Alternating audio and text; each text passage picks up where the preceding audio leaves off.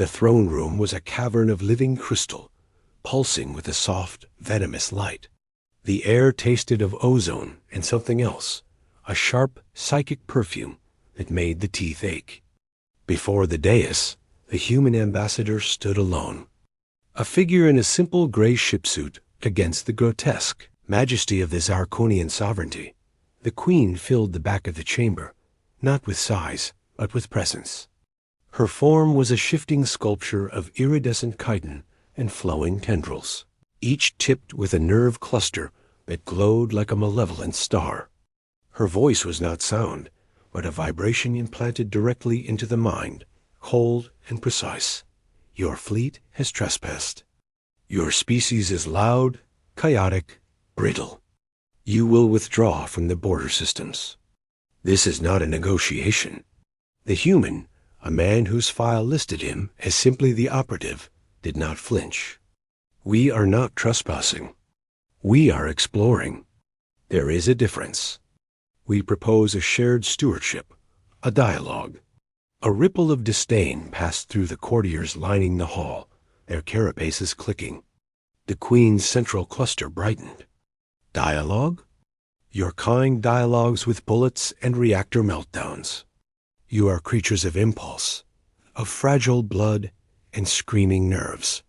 You lack the capacity for true unity, for the silent symphony of the hive. She extended one tendril. It was as thick as the operative's arm, smooth and gleaming. A single, ghostly filament extended from its tip, dancing in the air a meter from his face. The psychic scent intensified, becoming a pressure behind the eyes. You see? Even my unshielded presence causes you distress. Your primitive neural architecture cannot process it. A true touch, even the most incidental, would shatter your mind. It would be intolerable. The queen retracted the tendril. This is the core of it. You cannot endure us. We are too profound, too interconnected. Your loneliness is a weakness. Leave now, and you may keep your sanity. Silence hung in the chamber. The operative looked at the retreating tendril, then at the luminous, pitiless clusters that were the queen's eyes. He had been briefed on Zarkonian biology. Their touch was a full-spectrum neural interface, a forced communion. To them, human minds were not just weak, but painfully isolated, each a solitary cell screaming in the dark. Contact was not violence to them, but an overwhelming charity one that happened to burn out every individual synapse. He took a breath. Then he took a step forward. The click of his boot on the crystalline floor was absurdly loud. A tremor went through the courtiers. The queen's light flickered, a sign of surprise. What are you doing? The mental voice was sharper.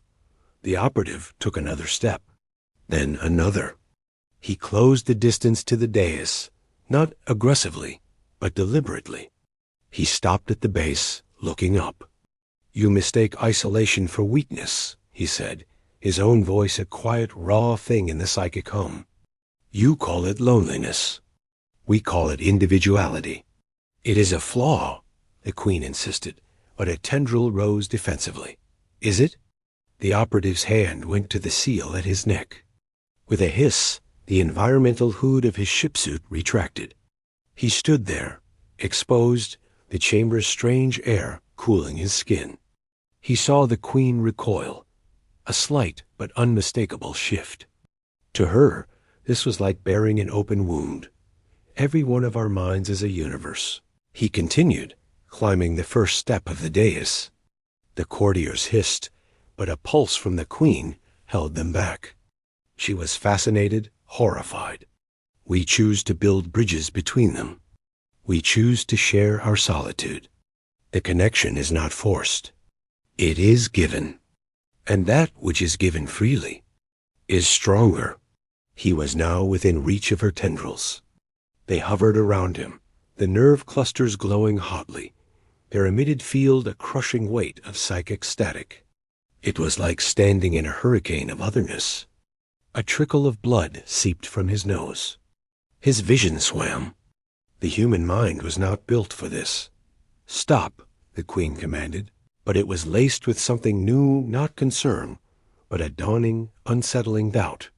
"The next step is annihilation. I will not be able to contain the flood. Your universe will be extinguished." The operative smiled, a thin, hard curve of the lips. Blood stained his teeth. He took the final step, bringing himself to the level of her main body. He was close enough to see the intricate patterns in her chitin, to feel the thrum of her life force. One glowing tendril, acting on instinct, brushed against his temple. The world dissolved. It was not a shattering. It was an invasion. The Queen's mind was vast, a chorus of billions of voices singing in perfect, seamless harmony.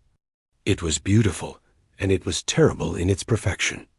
There was no dissent, no secret thought, no private joy. It was an ocean of consensus, deep and calm. And into this ocean she received the operative dot. It was not a single mind. It was a fractal scream of consciousness. She felt the searing, singular focus of the man before her, a core of tempered steel wrapped in the quiet grief for a lost homeworld, the professional admiration for an enemy's efficiency, the stubborn, defiant light of a chosen duty. But that was just the surface. Echoing behind him were others.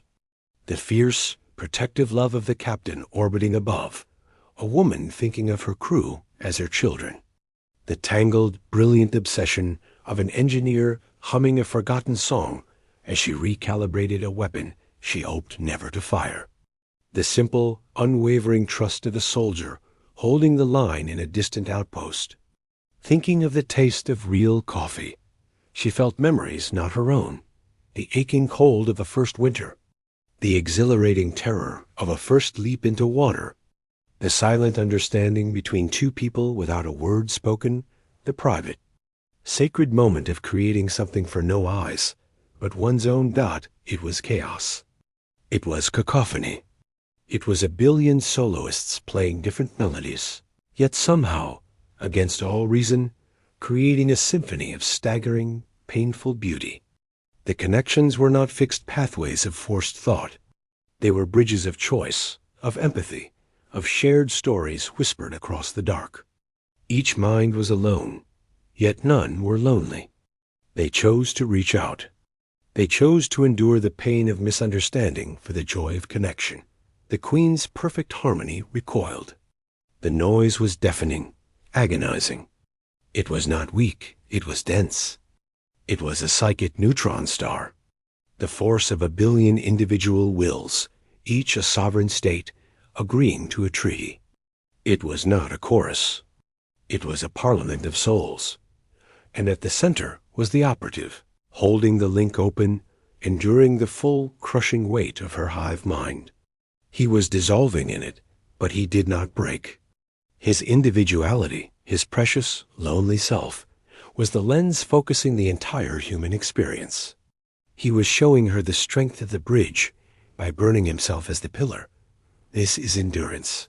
His fading consciousness seemed to say within the maelstrom. This is what we can bear. For each other. The physical touch lasted less than 3 seconds. The operative crumpled, falling to his knees on the dais, breathing in ragged, wet gasps. Blood streaked his face from his nose and ears.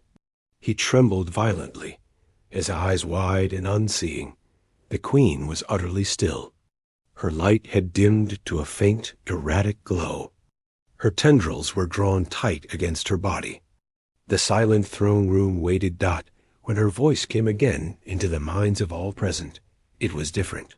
The cold, precise vibration was gone. It was muted, stunned. It carried a tremor, a psychic equivalent of a whisper. You? You contain multitudes, she said, the concept foreign and heavy. Your solitude? It is not an emptiness. It is a vessel. You fill it with choice. She looked down at the broken human at her feet, who had offered himself as a message, a testament. He had not fought her touch. He had endured it. He had used his own fragility as the medium to convey an unbearable truth.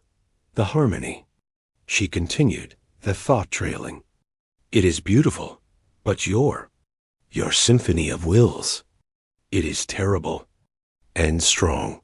The operative managed to lift his head. His eyes finally focused, with immense effort, on her. Then we can talk? He rasped, each word a physical pain. The queen slowly, hesitantly, extended a single tendril, not to touch, but to hover near his shoulder, a gesture of proximity, not intrusion. The courtiers watched, their understanding of the universe forever altered. We will talk, the queen affirmed, the new word feeling strange in her mind. You have endured the chorus. Now, we must learn to hear the song.